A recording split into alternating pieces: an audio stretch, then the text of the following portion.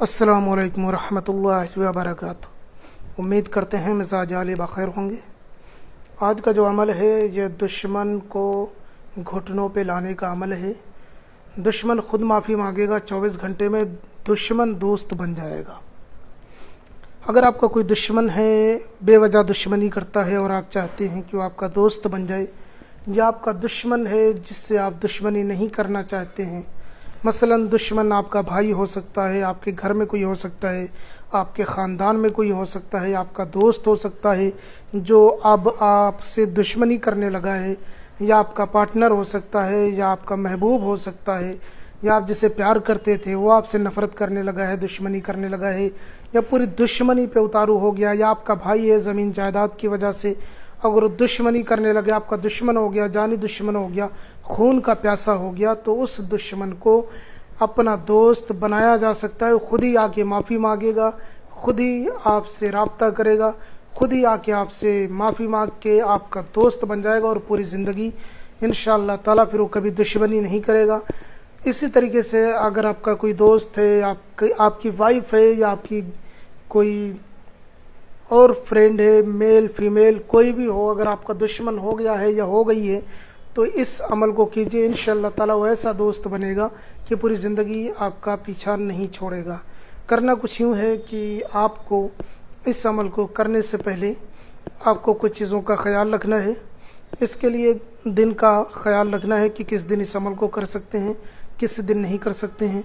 तो दिन को मैं बताता चलूँ, इतवार और मंगल ये दो ही दिन ऐसे हैं कि जो इस अमल को आप अंजाम दे सकते हैं। इतवार के दिन करें या मंगल के दिन करें, उसके अलावा किसी और दिन इस अमल को अंजाम नहीं दे सकते। और उसके अलावा दूसरा जो आपको ख्याल रखना है वो ये है कि आपको पाक साफ हालत में करना है।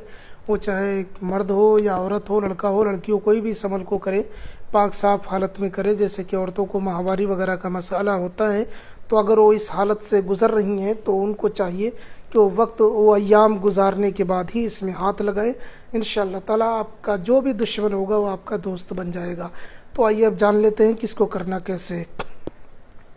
इसको करने के लिए आपको सफ़ेद कागज़ बगैर लकीरों वाले, किसी लिखाई वगैरह के बगैर जो कागज़ होते हैं, जो बिल्कुल सादे कागज़ होते हैं, ब्लैंक पेपर जो होता है ना, उस पर आपको ये नक्श तैयार करना है। नक्श तैयार करने से पहले ये एक चीज़ और ध्यान में रहे कि जो इसका कलम होगा उस कलम को आपको ब्लैक पेन लेना है या ब्लैक मार्कर लेना है, या जो भी लेना है ब्लैक कलर का ही लेना है। उसके बाद उस पेन उस कलम पे आपको 7 बार दुरूद शरीफ पहले पढ़ना है, और पढ़ करके उस कलम पे आपको फूंक मारना है जिस कलम से आपको ये नक्श लिखना है। 7 बार दुरूद शरीफ, छोटा हो या बड़ा हो, कोई भी दुरूद शरीफ आपको पढ़ लेना है।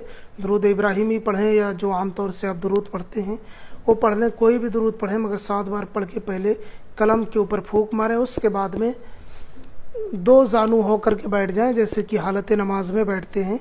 हालत नमाज की सूरत में बैठना है, नमाज की सूरत में बैठना है। ये 2 जानू हो के तशहुद की हालत में बैठते हैं ना, उस तरीके से आपको बैठ जाना है। 2 जानू होकर के जैसे तशहुद की हालत होती है वैसे बैठ जाना है।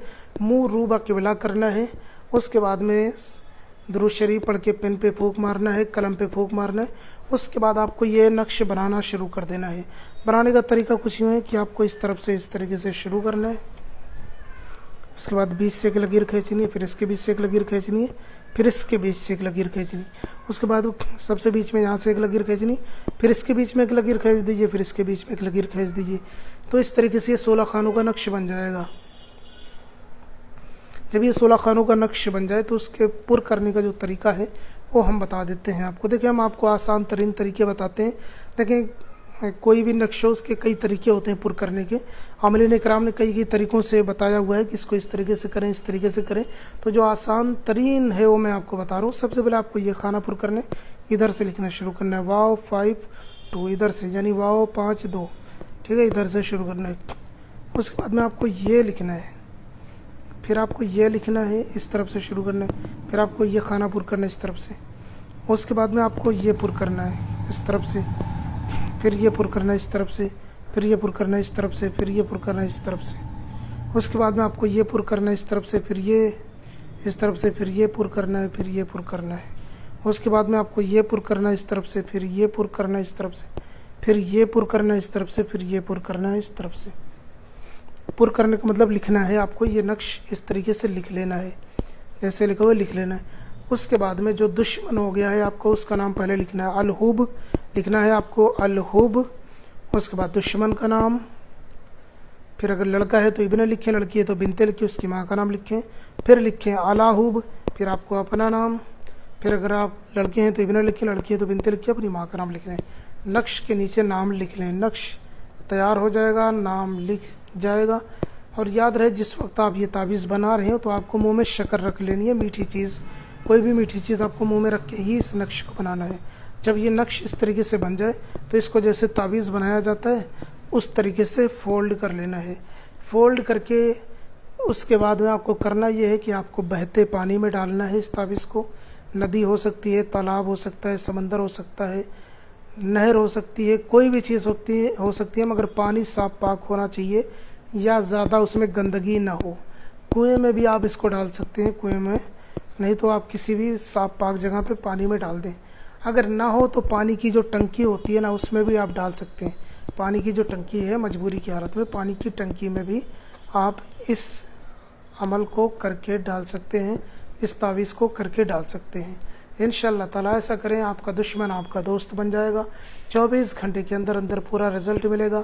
کوئی اور مسئلہ ہو تو مجھے آپ اس نمبر پہ رابطہ کر سکتے ہیں، میں آپ کی پوری رہنمائی کروں گا۔ ملتا ہوں کسی اور ویڈیو میں، نئے ہیں تو چینل کو لازمی سبسکرائب کریں۔ السلام علیکم ورحمۃ اللہ۔